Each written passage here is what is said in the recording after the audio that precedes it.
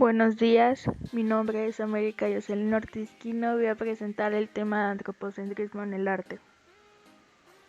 Los temas a abordar en esta exposición va a ser qué es, características, arte y literatura. Introducción.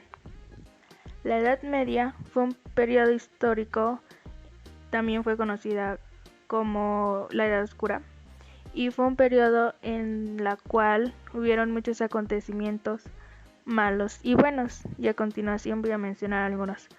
Uno de los malos fue que se perdieron muchas literaturas griegas y romanas, ya que la población empezó a creer demasiado en Dios. El pueblo era analfabeta y por ende habían juglares, los cuales recitaban acontecimientos de caballerías. En esto destacó la hazaña o cantar Mio Cid, donde relata las hazañas históricas inspiradas libremente en los últimos años de la vida del caballero Rodrigo Díaz el Campeador. Una de las cosas a favor fueron sus avances tecnológicos, por ejemplo en navegación, surgieron nuevas naves. Además, al descubrir América en 1492, significó un gran avance para el conocimiento que se tenía en esa época. En el aspecto político, la monarquía y la iglesia tenían el poder. Crearon un sistema feudal donde dividieron a los de clase alta de los de la baja. Esas fueron algunas características de la Edad Media. Al terminar la Edad Media surgió el Renacimiento, y ese fue el boom, ya que renacieron las artes y las culturas que se habían perdido. Además, se produjo un cambio en la mentalidad de la persona. Se tomaron en serio los descubrimientos científicos, incluso empezaron a surgir instrumentos técnicos como la imprenta y la brújula. Ahora, ¿qué es el antropocentrismo? Fue la época posterior al teocentrismo. El teocentrismo fue una corriente que abarca desde lo filosófico a lo político y afirma que el centro de todo es Dios. Ahí lo único que ellos creían es que Dios es Dios y Él es nuestro todo. Y el antropocentrismo fue lo contrario a este. Se oponía totalmente a las bases teológicas, posicionando al ser humano como centro del universo, condenando cualquier pensamiento que provenga de Dios y formándose en tecnicismos y estudios. Todos hemos escuchado hablar en algún momento de nuestras vidas del humanismo, el cual es una corriente que tiene al ser humano como el epicentro de toda existencia. La antropología no dista mucho de este igual, ya que se enfoca en el bienestar tanto físico y moral del ser humano, y trabaja en para ello satisfaciendo de esta manera las necesidades de la humanidad.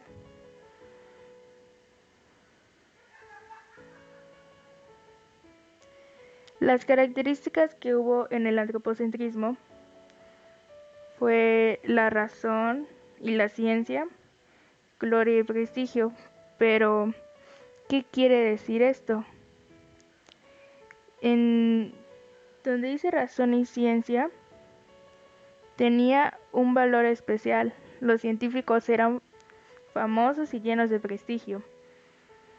Como dije, la gente empezó a creer más en la ciencia, en lo cierto, en lo verdadero. Y entonces, como los científicos, pues la gente era como que los admiraba. En gloria y prestigio personal es una de las características principales. Todo lo que hacía el hombre debía ser alabado, glorificado y sobrepuesto en la sociedad, ya que esto suponía como un gran orgullo. Por lo mismo, a diferencia de lo que ocurría en la época medieval, el comercio era bien visto, ya que se le definía como una forma de mostrar sus preciadas creaciones y colocarles un valor que equilibrara el esfuerzo que tuvo la creación del objeto. Ahora voy a presentar algunas artes, obras y representantes que destacaron en el antropocentrismo. Él es Erasmo de Rotterdam. Él fue considerado uno de los principales activistas y pensadores que surgió durante el periodo del Renacimiento. Erasmo fue un corresponsal, polémico, publicista, traductor, comentarista, editor y provocador de la cultura renacentista. Sus obras fueron Elogio de la locura, Adagio, Educación, del príncipe cristiano. Y una de las frases que más solía decir era: más vale prevenir que curar. ¿Qué es la vida sino una obra de teatro en la que cada uno hace un acto hasta que baje el telón? Cicerón. Sus aportaciones. Promovió el fundamento del Estado y fortalecimiento de las ciudades. Creación de leyes para las naciones. Estableció un Estado universal. Estableció la formación cívica y el uso de la razón. Le dio especial importancia al estudio de la virtud. Él fue un famoso orador en su época y los famosos discursos que tuvo fue primera, segunda, tercera y cuarta catilinaria. Y una de las frases es: este es el primer precepto de la amistad, pedir a los amigos solo lo honesto y solo lo honesto hacer por ellos. El buen ciudadano es aquel que no puede tolerar en su patria un poder que pretenda hacerse superior a las leyes. Dante Alighieri.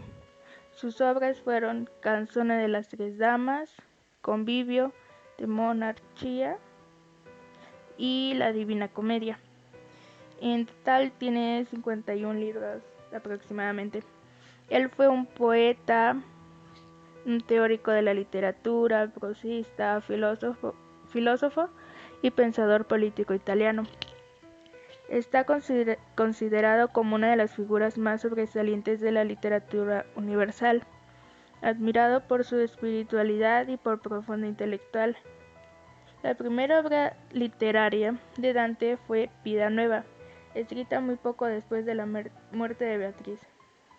Comenzó la Divina Comedia alrededor de 1307 y la concluyó probablemente poco antes de su muerte.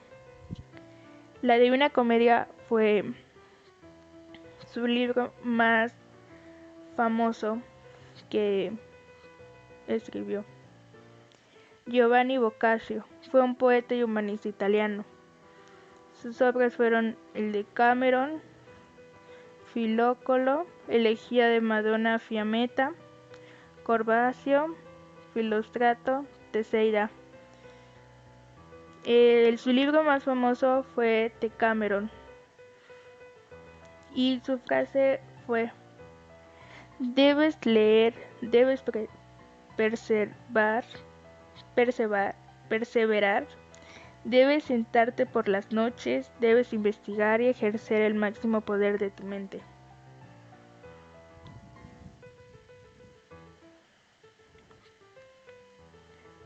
La parte de la literatura en el antropocentrismo.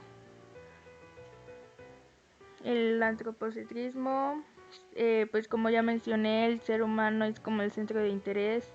Busca la formación integral del ser humano basada en la cultura clásica. Estudio de textos clásicos por sabios humanistas en los monasterios de Europa. Recuperar los conocimientos que permiten una mejor comprensión del espíritu humano. Gramática, literatura, filosofía y la historia. Y las obras que más destacaron fue Don Quijote de la Mancha por Miguel de Cervantes y El hombre Vitruvio por Leonardo da Vinci. Un poco de la historia del antropocentrismo fue que esta filosofía surgió a principios de la Edad Moderna, poco después del teocentrismo, como ya mencioné.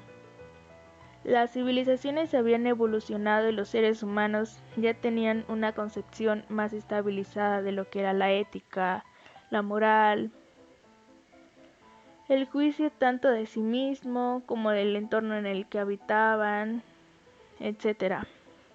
Al conocer los antecedentes de las filosofías más antiguas que el teocentrismo, los conocedores y científicos de la época empezaron a dudar del teocentrismo y de sus hallazgos acerca de un Dios supremo. Como ya mencioné antes, era que la gente creía demasiado en Dios y era como, no sé, cayó una manzana, fue por Dios y así. A causa de esto, bueno, y hasta ese momento esa doctrina predominó la unidad y ahora sí, a causa de esto la mentalidad de la población por completo cambió y surgió un hombre centrista, el cual se pensaba como el centro de toda creación, como el inicio y fin de todo, ya que los dioses no eran relevantes en la sociedad de la época. Todo lo que se llegó a arraigar con la fe primordialmente mutuo. Luego de esos descubrimientos, no había cabida para la fe, solo existía la razón y el sentido común, tomando esto como la única guía que apoyara a los seres humanos a avanzar y evolucionar como individuos. De esta manera, el antropocentrismo desencadenó una rebelión tanto interna como externa en los seres humanos, aboliendo toda idea religiosa, por lo cual las personas se deshicieron de las cadenas que para la época eran las costumbres del teocentrismo.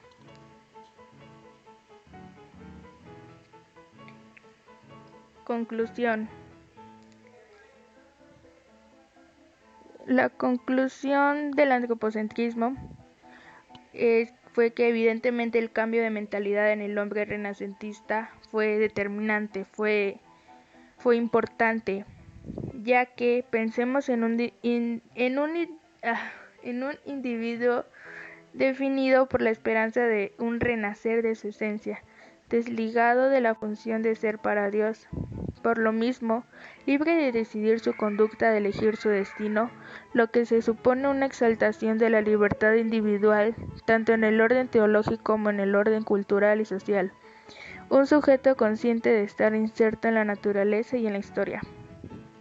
En este orden de ideas podemos concluir que el principal descubrimiento del hombre renacentista fue el de sí mismo como ser humano. Sin dejar de creer en Dios, el sujeto del Renacimiento adquirió de esta manera la conciencia de ser una criatura esencial en el universo, dotado de capacidades que exploren todos los ámbitos. Esta idea le llevó a plasmar la asombrosa obra artística y literaria que conocemos. Por lo tanto, el hombre renacentista desarrolla una pasión por el conocimiento al que busca y se esfuerza por alcanzar, y termina siendo artista, místico, constructor, inventor, científico, pensador, político, en definitiva, un hombre que rompe con las barreras de sus propias posibilidades. Gracias, aquí acaba mi exposición.